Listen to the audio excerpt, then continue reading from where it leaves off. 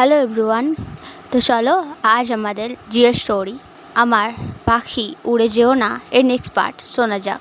এতটা বলেই বন্দনা ফোনের ক্যামেরাটা একটু দূরেই বেঞ্চেতে বসে থাকা বডিগার্ডের মাঝখানে দড়ি দিয়ে বাঁধা ছটপট করতে থাকা পাখির বোন লিলির দিকে ঘোরায়। নিজের বোনকে ওরকম কন্ডিশনে দেখে পাখি খুবই প্যানিক করে বন্দনার উপরে চেঁচিয়ে উঠে বলে, ওকে এরকমভাবে কেন রেখেছো? প্লিজ ওকে খুলে দাও, ওর লেগে যাবে। এই কথাটা শুনে বন্দনা ক্যামেরা নিজের দিকে ঘুরিয়ে একটা স্মিং করে বলে, আমিও দেখতে পাচ্ছি, ওই জন্যে আমি ওকে এরকমভাবে ছটপট করতে মানাও করেছি, কিন্তু তোমার মতোই ও আমার কথা শোনেনি। কি করা যাবে? আর দড়ি তো আমি খুলতে পারবো না, কেননা আমি খুব ভয়ে আছি। যদি ও তোমার মতো আমাকে ধোকা দিয়ে পালিয়ে যায়, তখন আমি তোমাকে কিভাবে ধরবো আমার পাখি? তো এই জন্যে আমাকে একটু কঠোর হতেই হবে। কি করা যাবে? কিছু পাওয়ার জন্য কিছু হারাতে তো হয়, তাই না? কিন্তু তুমি চিন্তা করো না, তুমি আমার কাছে চলে এসো। তুমি এখানে পৌঁছানোর সঙ্গে সঙ্গেই আমি সালি সাহেবার সমস্ত চোটের ট্রিটমেন্ট করিয়ে দেব। শরীরের উপরে পড়া একটাও চোট খারাপ অবস্থায় একদমই পৌঁছাবে না, বিশ্বাস করো আমাকে। ওই জন্যে আমি অলরেডি এখানে একটা ডাক্তার আনিয়ে রেখেছি। এবার শুধু তুমি এসে যাও, তারপরে সব কিছু ঠিক হয়ে যাবে। ঠিক আছে? Bye bye, have a safe trip baby.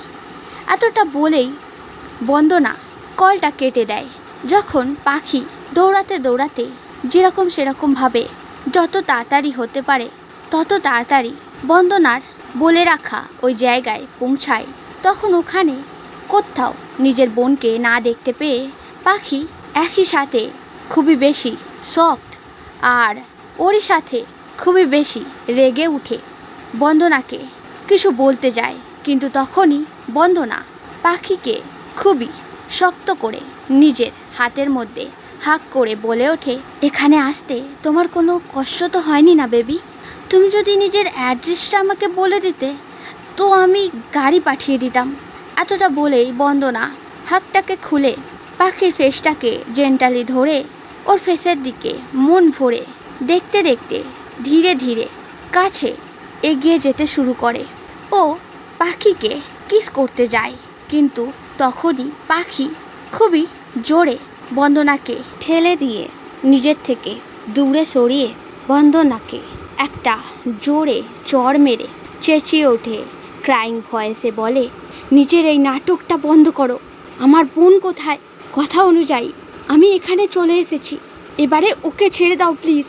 এই কথাটা শুনে চড় খাওয়ার জন্য নিজের গালেতে হাত বোলাতে বোলাতে বন্দনা ডেভিললি হেসে উঠে বলে, হ্যাঁ ছেড়ে দেব, কিন্তু কেন? আমি এরকম কিছু তো বলিনি। আর এমনিতেও জামাইবাবুর কাছে এসেছে, 2-3 দিন ভালো করে মজা করে ঘুরে ফিরে নিক, তারপরে আরামসে ঘরে চলে যাবে। আর ততক্ষণ অবধি ওর শরীরের সমস্ত চোটগুলোও ঠিক হয়ে যাবে। অ্যাজ এ জামাইবাবু এটা আমার রেসপন্সিবিলিটি, তাই না? তুমি বুঝতে পারছো না, কি পাগলের মতো বলে যাচ্ছ ছেড়ে দাও ছেড়ে দাও। বন্দনা এতটাই বলেছিল, তখনই পাখি কাঁদতে কাঁদতে খুবই দুর্বল হয়ে পড়ে হঠাৎই হাঁটু গেড়ে মেঝের উপরে বসে পড়ে হাত জোর করে কাকুতি মিনতি ভরা আওয়াজে বলতে শুরু করে, প্লিজ আমি তোমার সামনে হাত জোর করছি, যা কিছু করার আছে আমার সাথে করো, আমি কিচ্ছু বলবো না, কিন্তু প্লিজ আমার বোনকে ছেড়ে দাও, ও ইনোসেন্ট, এই সব কিছু ও সহ্য করতে পারবে না, প্লিজ ওকে বিরক্ত করো না, আমি আর কখনো পালিয়ে যাব না, আমার বিশ্বাস করো প্লিজ।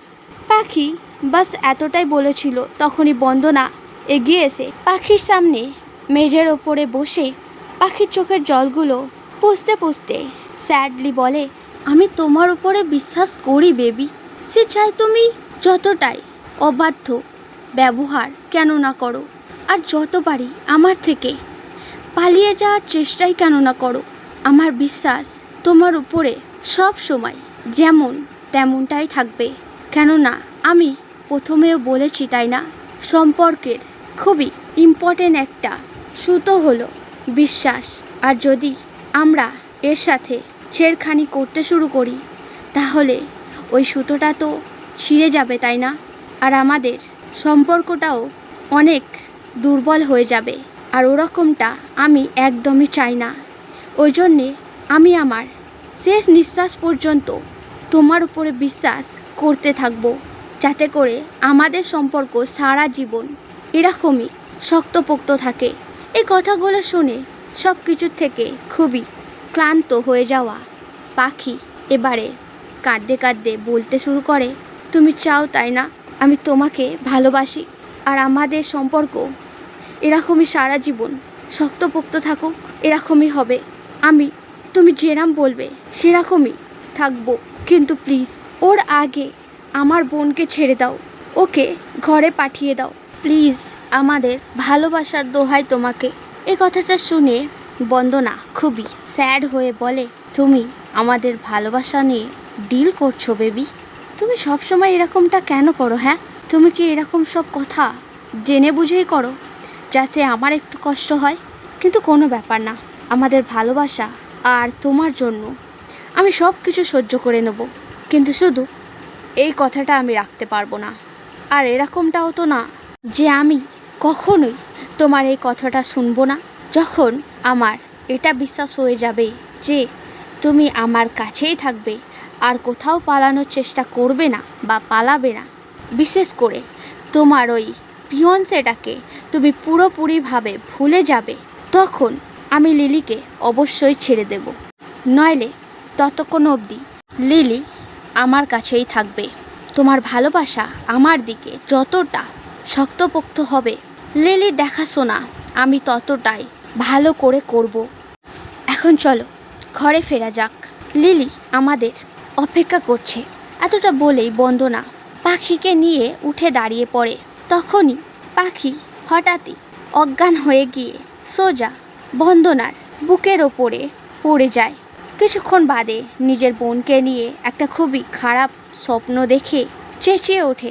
চোখ খুলে পাখি দেখে ও এখন কোনো একটা অজানা রুমের ভিতরে আছে।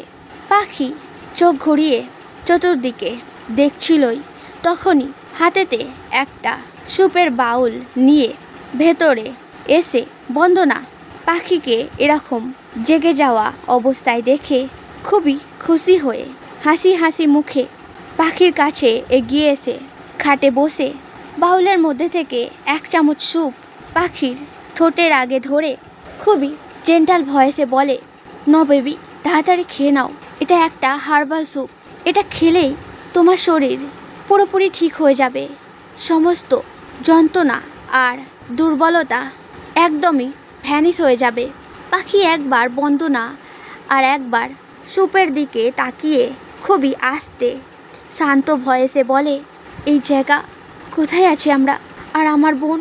এই কথাটা শুনে বন্দনা একটা গভীর নিঃশ্বাস ফেলে বলে, আমরা আমাদের ঘরে আছি, আর লিলিও এখানেই আছে, আর খুবই ভালো করে খাবার খেয়ে শুয়ে পড়েছে। তো তুমি এবারে ওর জন্য চিন্তা ছেড়ে নিজের উপরে লক্ষ্য করো, তাড়াতাড়ি এই স্যুপটা খেয়ে নাও, আমি নিজের হাত দিয়ে তোমার জন্য এটা বানিয়ে নিয়ে এসেছি। এতটা বলেই বন্দনা আবারও পাখিকে ওই স্যুপটা খাওয়াতে যায়, কিন্তু পাখি আবারও নিজের মুখটা ঘুরিয়ে নিয়ে খুবই চিন্তার সাথে বলে, আমি আমার বোনকে দেখতে চাই, যতক্ষণ না আমি ওকে দেখে নেব ততক্ষণ আমি কিচ্ছু খাবো না। এই কথাটা শুনে বন্দনা খুবই সিরিয়াস হয়ে উঠে বলে, না এখন হবে না, তুমি আগে এই স্যুপটা খেয়ে নাও, আমি তোমাকে কালকে সকালে ওর কাছে নিয়ে যাব। এই কথাটা শুনে পাখি অবিশ্বাস করে বলে, কেন এখন কেন নয়? তুমি তো বললে ও এখানেই আছে আর খুব ভালো আছে, তো এখন দেখা করাতে কি সমস্যা হচ্ছে? আসলে সত্যিটা কি? হ্যাঁ, আমি তো তোমার সব সত্য মেনে নিয়েছি, তাই না? তাহলে এখনও তুমি ওর সাথে আমার দেখা করাতে কেন চাইছো না? পাখিকে এরকম ব্যবহার করতে দেখে বন্দনা ওকে কাঁধের দিক দিয়ে শক্ত করে ধরে বোঝাতে খুবই একটু স্ট্রিক্ট ভয়েসে বলে ওঠে, এখন মাঝরাত বেবি, আর তোমার শরীরটা ঠিক না। ডক্টর রেস্ট করতে বলেছে তোমাকে। তবুও আমি তোমাকে বলছি, কাল আমি নিজে তোমাকে ওর কাছে নিয়ে যাব। কিন্তু যদি তুমি এরকম ব্যবহার করতে থাকো আর এই স্যুপটা খেয়ে শেষ না করো, তো হয়তো আমাকে আমার ডিসিশানটা চেঞ্জ করতে হবে। এবারে তুমি ভেবে নাও, তুমি কি করবে? বোনের সাথে দেখা করবে, নাকি যদি যাওয়ার ইচ্ছা থেকে থাকে তাহলে এই স্যুপটা তাড়াতাড়ি খেয়ে পুরো শেষ করো। এতটা বলেই বন্দনা ওর দিকে পুতুলের মতো ছলো ছলো চোখে দেখতে থাকা পাখিকে আবারও স্যুপ খাওয়ানোর চেষ্টা করে চামচে স্যুপ উঠিয়ে নিয়ে পাখির ঠোঁটেতে একটু জোর করেই চেপে স্যুপটা খাওয়াতে যায়। এইবারে পাখি আর কোনো অবাধ্যতা না করে চুপচাপ স্যুপটা খেয়ে নেয়। কিন্তু বন্দনার হাত থেকে স্যুপের বাউলটা নিজের হাতে টেনে নিয়ে পাখি খুবই আস্তে ভয়েসে বলে, আমি নিজে খেয়ে নেব। এই কথাটা শুনে বন্দনার একটু ইরিটেট লেগেছিল।